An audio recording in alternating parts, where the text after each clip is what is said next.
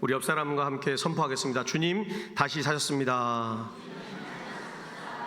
네, 감사합니다. 넘어진 자리에서 달려가라는 제목으로 하나님 말씀을 나누려고 합니다. 베드로는 실패한 사람이었습니다. 완전히 실패한 사람. 겟셋마네에서 주님 옆에서 잠자는 사람, 그리고 대제사장의 뜰에서는 그 이방인들과 유대인들이 있는 곳에서 주님을 3번이나 부인했습니다. 그리고 마침 닭이 울던 새벽에 그의 눈이 예수님과 마주쳤습니다. 부끄럽고 실패했고 한 번도 아니고 3번이나 실수했는데 우리 주님과 눈이 딱 마주쳤어요. 누가복음 22장 61절에 잘 기록하고 있습니다. 평생 잊지 못할 겁니다. 지워지지 않습니다. 그 패배와 실패 속에서 밖으로 나가서 대성통곡하고 어디로 갔냐? 예루살렘이 아니라 자기 집 고향으로 도망쳤습니다. 주랭랑이죠, 그냥. 너무 부끄러워가지고요. 우리는 베드로의 그 통곡 소리를 납니다. 자기 안에서 울려 퍼지는 그 소리. 나는 왜 이 모양인가? 나는 왜 이렇게 사는가? 실패했는가? 왜 돌이킬 수 없는 일을 3번이나 했을까라고 생각합니다. 많은 사람들이 그런 수치심에 살아간다는 겁니다. 브레네 브라운이라는 분이 마음 가면이라는 책을 썼습니다. 테드에서 아주 명연설을 하셨는데 그것을 모아가지고 그걸 책을 엮었는데 거기 보니까 수치심에 대한 것이 나옵니다. 제가 한번 읽어드리겠습니다. 수치심은 우리에게 속삭입니다. 너는 나쁜 짓을 한 게 아니라 내 자체가 나쁜 거야. 그래서 사람들은 가면을 씁니다. 상처를 숨기고 취약함을 드러내지 않으려 합니다. 우리말에 이 취약하다는 말이 참 기분 나쁘게 들립니다. 그죠? 하나님의 성품 중에 취약성이라는 단어가 있습니다. vulnerability라는 단어입니다. B로 시작하는데 vulnerability가 무슨 말이냐면 하나님은 그럼 약한 분인가? 아니요. 우리의 고난이 다가오고 힘듦이 다가왔을 때 우리를 통해서 그것을 반응하게 하시고 그 반응 속에서 뭐냐? 견뎌서 이기게 하는 힘. 이게 vulnerability예요. 그러니까 취약하다는 거예요, 하나님이. 그럼 우리는 어떨까요? 우리는 하나님의 성품을 닮은 존재들이에요. 우리에게도 취약성이 있습니다. 번역을 하다 보니까 이 단어가 번역이 잘 안 되니까 이렇게 표현했습니다. 약한 것 참 안 좋은 거죠. 강해 보이고 돈도 많아 보이고 공부도 잘하고, 그렇죠? 할렐루야. 아멘 하셔야죠. 그렇죠. 교회도 젊은 사람들이 많고 막 북적이고 찬양할 때 막 소리가 막 박수 소리가 요란하고 나이가 들면 노쇠해지고 힘이 빠지죠. 근데 그 취약성 가운데 하나님께서 나타나셔서 다시 반응하게 하신다는 겁니다. 오늘 우리 인간들은 그렇습니다. 이 취약한 것을 드러내지 않으려고 합니다. 근데 하나님은 그 취약한 것을 드러냅니다. 그래서 우리가 잘 아는 누가복음 15장의 탕부 하나님, 그죠? 여기 나오는 프라디갈, 이 뜻이 뭐냐면 방탕한, 쉽게 주는 프라디갈. 그래서 번역하기 참 이것도 어려운데 하나님은 마음껏 우리에게 주시는 거예요. 베푸신 하나님. 그 하나님이 지금도 일하고 계신다는 겁니다. 할렐루야. 우리의 조건과 우리의 믿음의 상태와 아무 상관없이 하나님 자녀한테 마음껏 쏟아내십니다. 오늘 이 여자 박사님이 그 얘기를 하고 있는 겁니다. 수치심 안 좋은 거야. 근데 그 수치심을 갖고 있는 우리는 문제가 없다는 겁니다. 그 감정의 상태만 바뀐다는 거예요. 베드로도 그렇습니다. 가면을 썼습니다. 그 이후에 집으로 가서 어부가 되어서 성경에 나오지 않지만 가면을 쓰고 있습니다. 그리고 11사도도 마찬가지로 도망갔습니다. 가룟 유다는 이미 예수님 팔아먹었으니까 내비두고 나머지 11명도 동시에 자신들의 고향이었던 갈릴리 지역으로 아주 주랭랑을 쳤습니다. 오늘 그 가면이 벗겨진 자리에 오늘 베드로가 있습니다. 그리고 그 베드로가 주님이 부활했다는 소식을 듣고 다른 10명과 달리 자기는 아무 생각 없이 그냥 그 무덤을 향해 달려갑니다. 오늘 우리에게 필요한 것입니다. 내가 믿음이 있는가, 내가 믿음이 없는가 중요하지 않습니다. 하나님 말씀이 임했을 때 내가 반응하는가, 이게 믿음이라는 거예요. 할렐루야. 할렐루야. 반응하지 않으면 믿음이 없는 거예요. 말씀이 왔을 때 내가 자카르, 히브리어죠. 기억나서 내 삶이 변해가는 거예요. 그래서 내 상황이 바뀌어가는 삶, 챌린지, 도전하고 변화해가는 거, 체인지, 그것이 예수 그리스도 안에서 일어나 있는 겁니다. 오늘 여러분의 삶이 그렇게 되기를 축복합니다. 오늘 우리 교회가 삶을 변화시켜야 돼요. 우리 어르신들이 참 많잖아요.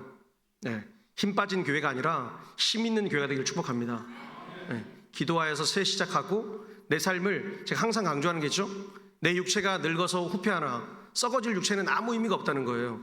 속사람은 뭐죠? 여러분 신앙생활만큼, 연조만큼 더 건강하고 신앙생활만큼, 기도만큼은 더 풍성해져야 될 줄 믿습니다. 오늘 어떻게 우리가 그렇게 살 수 있냐? 오늘 5절에 보니까 이렇게 시작하죠. 오늘 5절 말씀 한번 보겠습니다. 우리 한번 같이 5절 말씀 읽어보겠습니다. 어찌하여 살아있는 자를 죽은 데 가운데서 찾느냐. 오늘 천사가 나타나요. 4절에 보니까요. 우리가 읽지 않았지만 천사가 나타나서 말하기 시작하는 거예요. 어찌하여 살아있는 예수님을 죽은 사람 가운데 찾느냐라고 묻습니다. 오늘 여인들이 등장합니다. 여인들이 새벽에 향품을 들고 찾아왔습니다. 막달라 마리아, 요한나, 야고보의 어머니 마리아가 왔습니다. 이들은 예수님의 수치를 가려주고 왔습니다. 어떤 수치냐? 예수님 당시 유대인들의 관습에는 8시간이 되면, 그러니까 죽은 이후에 8시간 안에 반드시 시체를 향유로 바르고 세마포로 감싸야 하는 거예요. 근데 예수님은 죄인이었습니다. 로마 제국의 대역 죄인. 히브리 이스라엘 민족이 봤을 때도, 히브리 민족이 봤을 때도 대역 죄인. 그러니까 죄인에게는 향유를 바를 수 없습니다. 중동 지방은 동굴 무덤이거든요. 냄새가 퍼져나가요. 그래서 죄인들의 죽음을 무시하는 거예요. 아, 저 사람은 죄인이었구나. 썩어서 냄새 나도록 내비두는 거예요. 근데 오늘 그 일을 막고 싶었어요, 여인들이. 남자들은 어디 있습니까? 도망갔습니다. 그렇죠? 남자라 그러니까 또 되게 기분 나쁘시죠? 교회를 봐도 남자들은 잘 도망 다니는 것 같아요.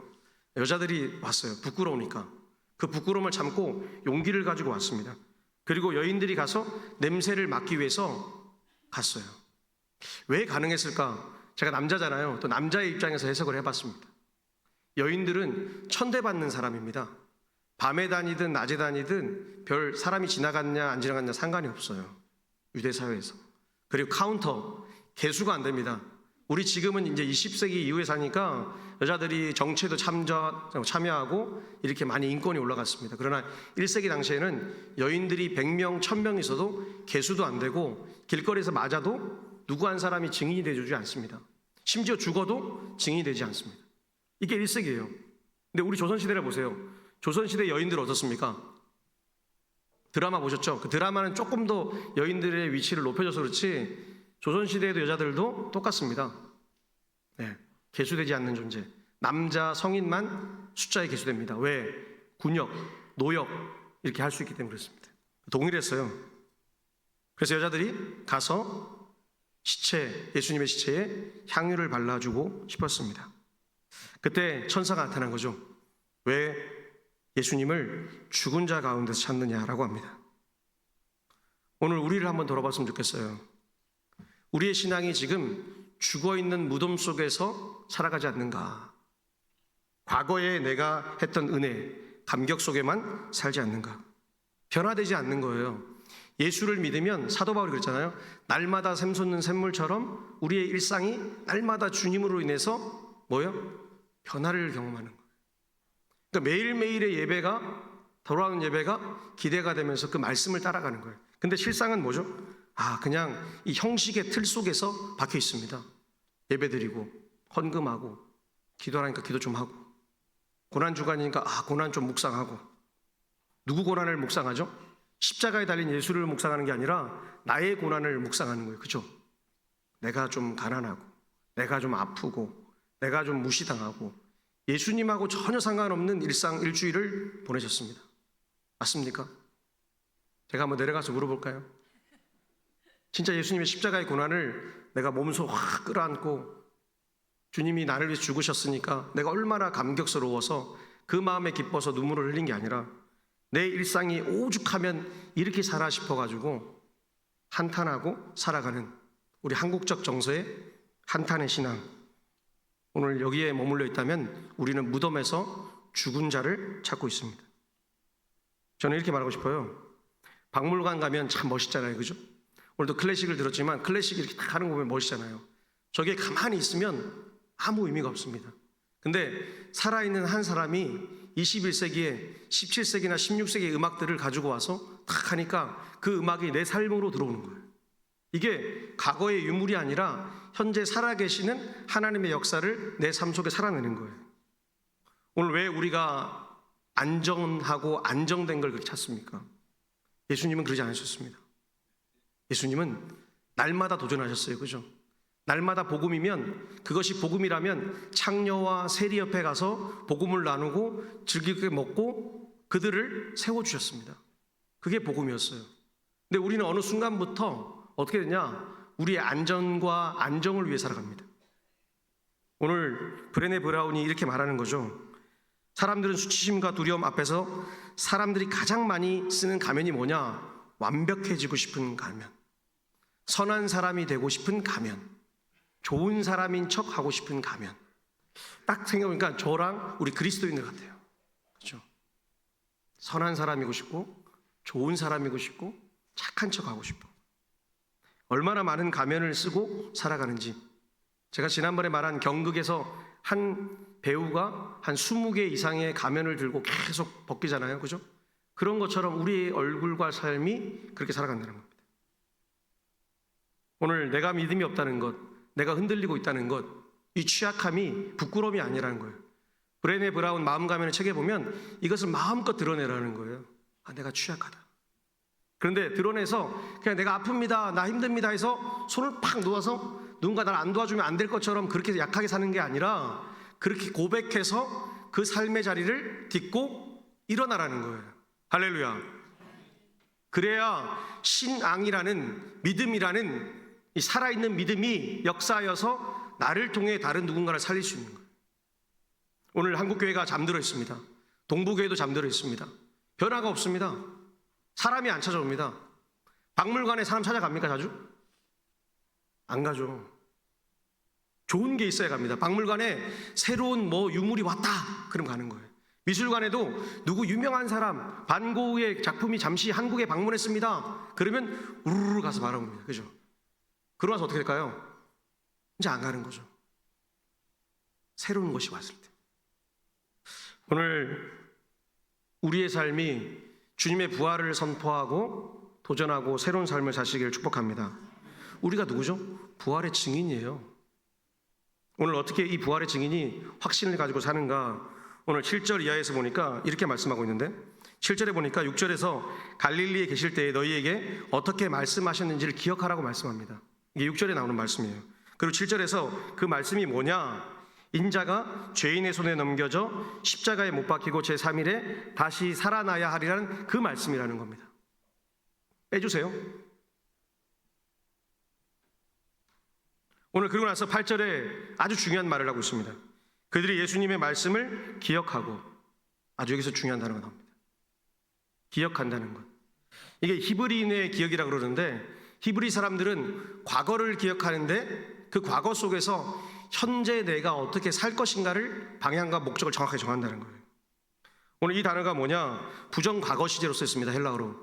헬라어 부정과거 시제는 현재 내가 단번에 빠르게 변했던 것. 그래서 우리가 구원받은 것도 우리가 지난 주간에 배웠지 않습니까? 단번에 영원히 완전히 변화된 것. 단번에 된 거예요. 내가 구원받은 게 이번에 구원받고 다시 교회 안 나오고 한 10년 뒤에 구원받고 이게 아니고 한 번 구원받은 것은 변하지 않는다는 겁니다. 근데 누가 변했죠? 여러분들이 변했습니다. 여러분들이 믿음이 없이 행동하고 여러분들이 믿음이 있는 것처럼 행동하고. 제가 말문이 갑자기 막히네요. 그러니까 우리가 믿음이 있다 얘기하면서도 믿음이 없이 그냥 생각하던 행동들이 삶으로 나오는 거죠. 오늘 여인들이 기억났습니다. 아, 주님이 우리에게 말씀하셨지. 그리고 나서 어떻게 되냐? 기억하기 전과 기억하기 후의 행동이 확연하게 다릅니다. 5절을 한번 보세요. 말씀 우리 처음 읽었던데 5절 말씀 펴주세요. 우리 한번 같이 읽어보겠습니다. 여자들이 두려워 얼굴을 땅에 대니 두 사람이 이르되 어찌하여 살아있는 자를 죽은 자 가운데서 찾느냐? 아멘이세요? 두려웠어요. 너무 감사하죠. 우리랑 똑같죠. 기적이 있기 전에는 천사를 보고 두려워가지고 얼굴을 땅에 댔습니다. 그런데 말씀이 생각나고 나서는 어떻게 하냐? 곧바로 돌아가요. 그리고 9절에 뭐냐? 이렇게 말씀합니다. 9절 말씀 우리 한번 같이 읽겠습니다. 무덤에서 돌아가 이 모든 것을 11사도와 다른 모든 이에게 알리니. 할렐루야. 말씀을 듣고 나서 말씀이 생명이 되니까 그때 모든 사람에게 전파하는 거예요. 두렵지가 않은 거예요. 이 말씀은 누가복음 9장 44절에도 말씀했어요. 인자가 사람들의 손에 넘겨져 죽임을 당하고 제3일에 살아나야 하리라. 본인 스스로 예수님이 몇 번이고 얘기를 해주고 가르쳐 줬는데도 불구하고 안 듣는 거예요. 우리 같아요. 저 같아요. 그렇죠? 매번 가르쳐줘도 딴소리, 매번 가르쳐줘도 딴짓하고, 그렇죠? 그러면서 십자가를 생각하고 고난이 내 때문에 왔는데 주님이 주신 고난이라고 생각하고 살아가는 거예요. 다른 사람이 내 고난을 만들었다 생각하고. 그게 오늘 브레네 브라운이 말하는 가면, 마음의 가면을 많이 씌운 사람의 모습이라는 겁니다. 여러분 삶 속에서 나 때문에 누군가가 행복하고 나로 인해서 예수를 믿고, 여러분 가운데 나를 때문에 예수 믿은 사람이 있어야 됩니다. 할렐루야. 지금 없으시죠? 그럼 빨리 만들어야 돼요. 나 때문에, 와, 저 사람 때문에, 그렇죠? 저 사람 때문에 교회 가기 싫고, 저 사람이 그리스도인 맞아? 야, 교회 다니는 거 맞아? 이러면 이거 심각한 문제인 거예요. 오늘 히브리 사람들이 이렇게 생각했어요. 우리 유월절 잘 아시죠? 우리 절기를 많이 지킵니다. 우리 대한민국 사람들, 한국교회가 참 잘하는 게 절기예요. 미국 사람들도 안 지키는 맥주절, 우리나라는 지킵니다. 신기해요. 어디서 만든 건지 모르겠어요. 저도 연구를 해봐야 되겠는데, 추수감사절, 땡스기빙 데이, 자기네들은 밀을 심잖아요. 그러니까 땡스기빙 데이 11월에 항상 한 주간을 즐깁니다. 근데 우리는 절기가 참 많아요. 맥주절, 부활절, 성탄절. 물론 중요한 절기가 있습니다. 개혁교회, 우리 장로교 전통에서 봐야 될 것도 있는데, 천주교나 다른 종파에 있는 것을 가져와서 막 한 게 많아요. 왜 그런지 아세요? 참 부끄럽지만 돈 때문에 그렇습니다. 돈 때문에. 11조를 잘 안 하니까 돈 때문에 절기를 막 갖다 놨습니다. 목사님 저도 참 부끄러워요. 그런 면에서. 자유롭지 못한 거죠. 오늘 여러분 어떠세요? 하나님 주신 말씀 과거에 있는 일인데 지금 현재 내 삶에서 일어나고 있습니까? 헨리 나이먼이라는 목사님, 신부님이 이런 얘기를 했어요. 상처 입은 치유자. 아주 얇은 책인데 꼭 읽어보십시오. 치유는 상처가 사라지는 것이 아니라 그 상처의 의미를 바뀌는 것이다. 잘 들어보세요. 도우는 사람, 돌보는 사람인데요. 패스터라 그래요. 패스터, 영어로. 패스터는 자신의 상처를 통해 타인의 상처에 다가갈 수 있다. 우리 목사를 패스터라 그러고 영국에서는 미니스터라고 부릅니다. 그러니까 미니스터는 행정가잖아요. 패스터는 목양자를 얘기하는 거예요. 우리 한국교회는 미국의 전통을 따라서, 미국 선교사님 전통을 따라서 우리가 시니어 패스터, 패스터라 부릅니다. 여러분들도 패스터고 저도 패스터예요. 사실은 목양을 해야 되는 사람이에요.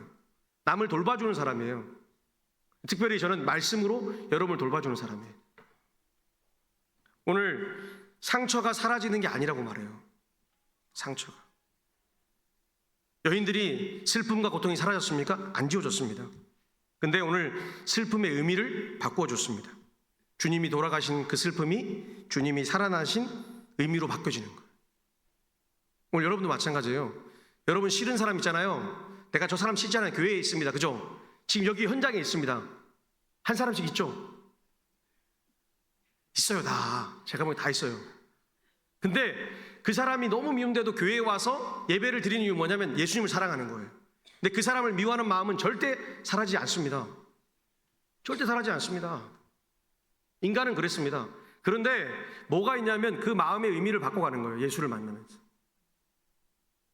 내가 저 사람 미워하는데 그래, 얼마나 승질이 저러면, 얼마나 못됐으면, 지 밖에 모르면, 그렇죠? 그게 넘어가 주는 거 아닙니까? 그게 의미가 변하는 거예요. 오늘 말씀이 기억하는 것은 능동적인 신앙으로 바뀌어간다는 겁니다. 말씀을 생각날 때까지 가만히 이렇게 눈 감고 기다리면 절대로 말씀이 들어오지 않습니다. 목사님 저도 마찬가지예요. 매일 어쩔 수 없이 이 직업 때문에 말씀을 읽고 큐티를 하지만 이걸 좀 안 해본다 생각해보면 끔찍한 일이 일어날 것 같아요. 까먹는 거죠. 여러분 어떻습니까? 일주일 동안 매일 저처럼 큐티하고 설교 때문에 어쩔 수 없이 책을 읽고 그렇게 하였습니까? 아니면 여러분 바쁜 일상이 있잖아요. 그죠? 돈도 벌어야 되고 애도 돌봐야 되고 밥도 해야 되고 사람도 만나야 되고.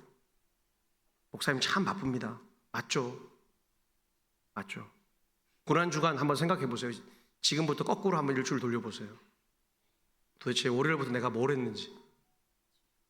하루라도, 아니 한 10분이라도 다행히 그래도 저녁 기도에 가서 주님을 생각하면서 내가 기도했는가? 오늘 우리 주님이 말씀하세요. 나는 부활이요 생명이니. 맞습니까? 그리고 뭐라고 말씀하세요? 우리 한번 같이 읽어보겠습니다. 내가 세상 끝날까지 너희와 함께 있으리라. 아멘.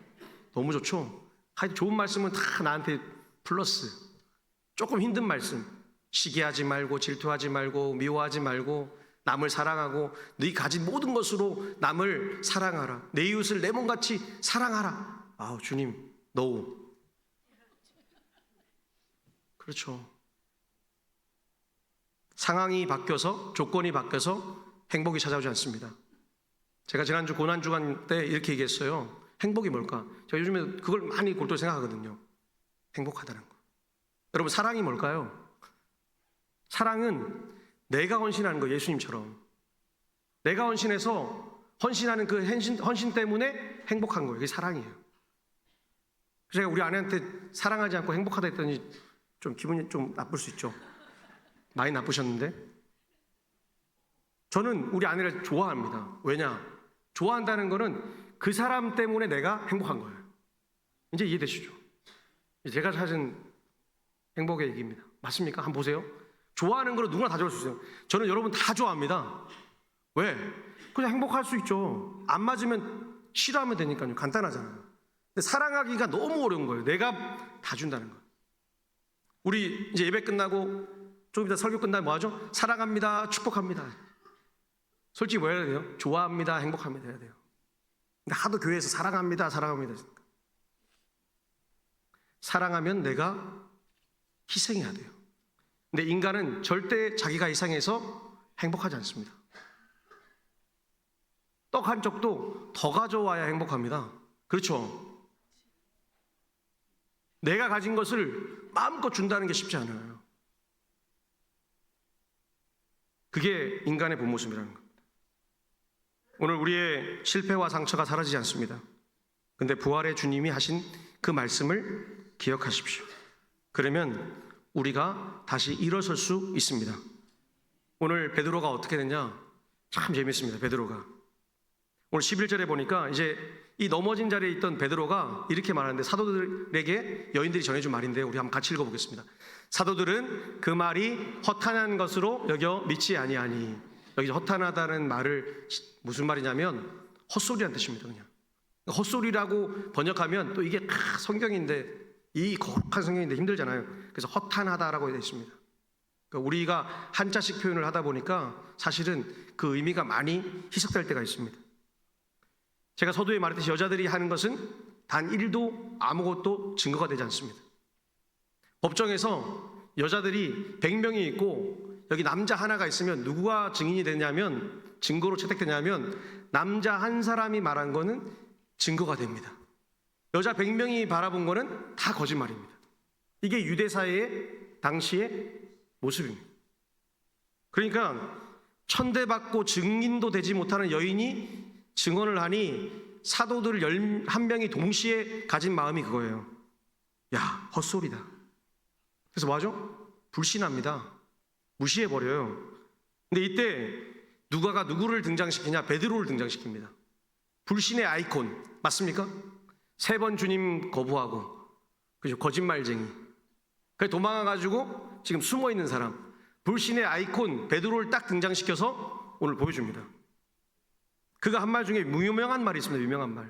누가복음 22장 33절에 나오는 말인데, 내가 죽을지언정 주를 부인하지 않겠습니다라고 아주 목 놓아 얘기합니다. 여기 혹시 막 큰 소리 잘 치시는 분 있습니까? 남자들 중에 확정하면서 내가 뭐 해주겠습니다, 내가 뭐 하겠습니다, 주님 위해서 내가 이렇게 살겠습니다. 그러지 마십시오. 큰일 납니다. 하늘로도 땅으로도 맹세하지 마십시오. 그거 안 지키면 뭐죠? 저주를 받으리라. 저는 맹세를 안 합니다. 오늘 스스로 맹세를 깨고 부인했던 거짓말쟁이를 놓고 이 거짓말쟁이가 오늘 어떻게 행동을 하냐? 12절 말씀 우리 한번 같이 읽어보겠습니다. 12절 말씀 띄워주세요. 베드로는 일어나 무덤에 달려가서 구부려 들여다보니 세마포만 보이는지라 그 된 일을 놀랍게 여기며 집으로 돌아가니라. 아멘. 도망가는 거예요. 어디로 가냐? 무덤으로 달려가는 거예요. 과거에는 도망갔죠. 똑같이 달렸는데 북쪽 갈릴리로 도망갔는데 이번에는 북쪽 갈릴리에서 어디로 와요? 다시 무덤으로 와요. 예루살렘에. 행동은 똑같잖아요. 뛰어간 건 똑같습니다. 근데 오늘 아무 생각 없이 그 여인들의 말을 듣고 그냥 뛰어갑니다. 아까 브레네 브라운이 한 말을 기억해 보십시오. 수치심이 어떻게 하냐? 이 수치심이 사람을 취약하게 만드는데, 약하게 만드는데, 그 약함이 그냥 약하다고 매일 약하다고 도와달라고 나이가 이렇게 연약하다고 맨날 그러면 아무 의미가 없다는 겁니다. 근데 이 수치심에 갇힌 사람이 내가 연약한데 여기를 딛고 일어서서 다시 도전하고 싶습니다 하면 취약성이 되는 거예요. 변할 수 있다는 겁니다. 나는 나쁜 일을 했지만, 못된 일을 했지만 이제 회개하고 다시 예수를 믿고 복되게 선하게 살고 싶다는 겁니다. 오늘 베드로가 그렇게 합니다. 오늘 우리는 주님의 부활을 믿습니다. 믿습니까? 주님의 부활을 믿는 우리가 이 예배의 자리에 오는 것도 참 귀한 일이에요. 맞습니다. 오늘 21세기 한국교회를 보니까 참 어려운 순간이라 교회에 예배드리 오는 것도 참 감사해요. 저의 마음이에요. 근데 예수님 마음은 좀 더 정말 너희가 예수를 믿는다면 베드로처럼 물불을 가리지 않고 때로는 주님이 말씀하시면 달려와 보는 거예요. 여전히 불확실한 거예요.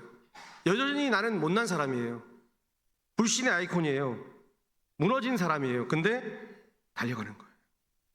그래서 신학자들이 베드로의 이 행동을 뭐라 부르냐면 아마 오늘 많은 분들이 이렇게 설교할 거예요. 부활의 긴급성으로 간절함으로 달려가는 베드로의 삶을 바라보는 거예요. 오늘 한국교회에 이런 분들이 많이 필요합니다. 내가 믿음이 있습니까? 어떻게 해야 믿음 있는 행동을 합니까? 내가 어떤 직분을 받아야 됩니까? 내가 어떤 직분을 쌓아가서 스텝 바이 스텝으로 내가 어떤 집사에서 장로가 되고 집사에서 권사가 되고 아니라는 거예요. 오늘 우리에게 필요한 것은 무너진 자리에서 다시 일어나서 주님 앞으로 달려가는 겁니다. 오늘 주님 말하고 있잖아요. 완전하면 좋겠습니까? 아니, 불완전해도 와라 이거예요. 믿음이 없어도 와보라는 거예요. 그래서 요한복음에 가장 잘 나오는 말이 그거 아닙니까? Come and see. 와서 보라 이거 아니에요. 와서 보라는 거예요. 오늘 헨리 나이오웬이 우리에게 너무나 계속해서 잘 가르쳐주고 있습니다. 그 책에 보니까 이렇게 말해요. 우리는 상처가 다 나은 후에 사람들에게 나아가는 것이 아니다. 상처를 아는 채로 그 상처의 자리에서 사람에게 나아간다. 그 상처가 오히려 통로가 된다. 제가 좀 이제 책에서 일부분을 압축했는데 우리는 다 상처가 있습니다. 여기 있는 분 다 상처가 있습니다. 목사님 저는 너무 행복하고 어려움도 없고 상처가 하나도 없어요. 아니요. 다 있습니다. 많습니다. 한두 개가 아닙니다. 근데 그 상처를 뭐죠? 끌어안은 채로 가만히 있는 게 아니라 그 상처를 가지고 세상으로 나가서 복음을 담대히 전하는 거예요. 베드로가 나중에 변화되고 어떻게 됐냐? 그가 오순절 광장에서 3,000명이 넘는 수천 명의 사람들 앞에서 아고라죠. 광장에서 막 시장통이에요 사실은. 당시 시장통이 광장이었고 법정이었기 때문에 거기서 마음껏 전합니다. 처음에 사람들이 들었을까요? 안 들었죠. 야, 저 불신의 아이콘, 야, 저 거짓말쟁이, 야, 저 무슨 배우지도 못한 놈, 이렇게 손가락질 하는 사람이 계속 예수를 전하기 시작합니다. 너희들이 아느냐 예수가 어떤 분이신지. 그게 사도행전 2장에 나오는 베드로의 유명한 설교 아닙니까? 그리고 복음을 계속 전하고 나니까 하나님께서 그를 통해 역사하기 시작하는 거예요. 오늘 우리가 참 두려워요. 왜? 내가 못 배웠기 때문에. 참 두려워요. 가난하기 때문에. 내 자녀들도 잘 되지 못했기 때문에. 그래서 내가 복음을 전한다는 게 너무 두려운 거예요. 왜? 세상의 기준에는 그래도 어느 정도 삶을 살아야 되는데 그게 안 됐기 때문에 복음을 전하기 두려운 거예요. 오늘 여러분들 복음을 전하십시오. 제가 여러분들에게 항상 얘기하잖아요. 우리 하나님께 가면 우리가 다 갈 텐데 하나님께 천국에 가면 뭐 물어보는지 아세요? 야, 당신 직분이 목사였어? 장로였어? 그거 하나도 안 물어봐요. 권사님이셨어? 하나님은 그걸 준 적도 없고 아무 관심이 없으세요. 하나님의 관심은 딱 하나인 거예요. 야, 누구한테 복음 전해봤어? 복음으로 살아봤어? 너 때문에 누가 행복하디? 이거 물어보는 거예요. 오늘 주님의 말씀 묻지 않습니까? 죽은 자가 아니라 살아있는 자. 그리고 예수님의 말씀을 기억해서 아무 생각 없이 어쩌면 저렇게 답답하게 앞뒤도 안 돌아보고 뛰어가는 베드로. 그런데 그 삶의 마지막은 어떻게 했냐? 하나님이 그를 통해 놀랍게 여긴 그 마음, 주님이 부활하신 놀라움, 그 놀라움이 나에게 기적이 되어서 나중에 수많은 기적을 일으키는 사도 중의 사도로 부르심을 받게 되고, 초대교회가 시작되어서 그를 어떤 사람을 만들었습니까? 물론 인간들이 만들었지만 초대교황으로 그를 세우는 거예요. 왜? 사도 베드로가 사도 바울보다 더 많은 일을 했기 때문에 그렇습니다. 오늘 여러분의 삶에 하나님은 딱 하나를 원하세요. 다시 일어나서 주님의 복음을 전하는 자로 그렇게 살아가시길 축복합니다. 우리 이 시간에 1분 동안 같이 결단의 기도 같이 하겠습니다. 하나님, 나를 사용해 주시고 나에게 힘을 주시고 용기를 주시고 은혜를 베푸셔서 내가 복음을 담대히 전하는 진짜 예수님의 사람으로 하루를 잘 살 수 있도록 도와주시옵소서. 이 마음으로 기도하시고 우리 자녀들에게도 큰 복을 내려달라고, 믿음의 복을 달라고, 구원의 문을 열어달라고 우리 시간에 우리 한번 같이 마음으로 기도하겠습니다. 하나님 감사합니다.